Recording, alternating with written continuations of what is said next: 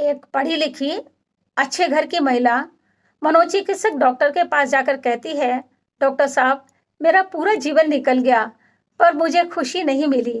क्या आप मुझे बता सकते हैं कि यह खुशी कहाँ और कैसे मिल सकती है? डॉक्टर को उस महिला की बातें सुनकर बहुत आश्चर्य हुआ। तभी उनको अपने ऑफिस के बाहर सफाई का काम करने वाली एक गरीब महिला दिखाई दी। उन्होंने उस महिला को बुलाया और कहा, इन मैडम को ये बताइए कि खुशी कहाँ और कैसे मिल सकती है, और ये भी बताइएगा कि आपकी विपरीत परिस्थितियां होने के बाद भी आपने खुशी कैसे हासिल की। उस गरीब महिला को उस महिला के ऊपर बड़ा आश्चर्य हुआ। उसने उस महिला को बताया, मेरे पति की अकस्मात टाइफाइड से मृत्यु हो गई। मैं अकेली हो गई, लेकिन मुझे फिर भी इस बात की आशा थी कि मेरे पास उनका ये निशानी, उनका बेटा है, उसके सहारे मैं अपना जीवन निकाल लूंगी। लेकिन शायद ईश्वर को यह भी मंजूर नहीं था। उनकी मृत्यु का कुछ दिन बाद रोड एक्सीडेंट में बेटे की भी मृत्यु हो गई। उसकी मृत्यु के बाद मैं नितांत अकेली हो गई। एक झटके में सब कुछ समाप्त हो गया। मेरी आंखों से रात और दिन झरझर पानी बहता रहता था। खाना पीना समाप्त हो गया। आंखों के से नींद चोरी हो गई। मुस्कुराना किसे कहते हैं, मैं ये सब भूल गई। लेकिन इन दुख के क्षणों में मैं अपने आप को समाप्त करने के ऊपर विचार करती रहती थी, पर मन के किसी कोने से आवाज आती थी, नहीं, ऐसा करना गलत है, ऐसा करना पाप है। इन्हीं विचारों में घिरी रहती थी। तभी अचानक एक दिन कुत्ते के बच्चे ने मेरा पूरा जीवन बदल दिया।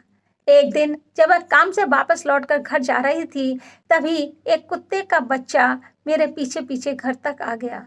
सर्दी का मौसम था। बच्चा ये कहीं मर ना जाए, इसलिए मैंने उस बच्चे को अपने घर में ही रोक लिया और उसको दूध पीने के लिए दिया। बच्चा दूध पीकर बहुत तृप्त हुआ और मेरे पैरों के पास बैठकर मेरे पैरों को चाटने लगा।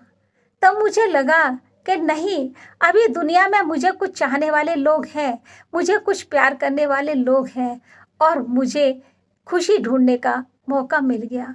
मैंने सोचा, इस कुत्ते के बच्चे को थोड़ा सा दूध पिलाने से इतना खुश हुआ है, उसने मुझे इतनी खुशी दी है, तो मैं अगर कुछ और लोगों के लिए सहायता करूं तो मुझे बहुत ज़्यादा खुशी मिल सकती है।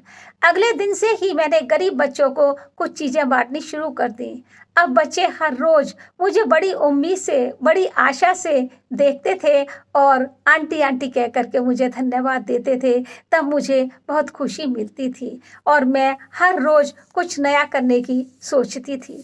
ये सारी बातें सुनकर के वह संभ्रांत महिला बहुत दुखी हुई और रोने लगी। सोचने लगी, मेरे पास सब कुछ है, मैं सब कुछ खरीद सकती हूँ, लेकिन मेरे पास खुशी नहीं है। मैं फिर भी बहुत गरीब हूँ। हर वस्तु खरीद सकती हूँ, पर खुशी कहाँ से लाऊं? बाजार में तो मिलती नहीं है, क्योंकि सच्ची खुशी तो अपने कर्मों से और अपने अंतर्मन में ही निहित होती है। अगर खुशी बाजार में मिलती तो हर एक व्यक्ति उसको खरीद सकता था। सच्ची खुशी के लिए हमें ये देखना है कि हम कितने लोगों के होठों पर मुस्कान दे सकते हैं, तभी हमारा जीवन सार्थक होगा, तभी हमारा जीवन सार्थक होगा।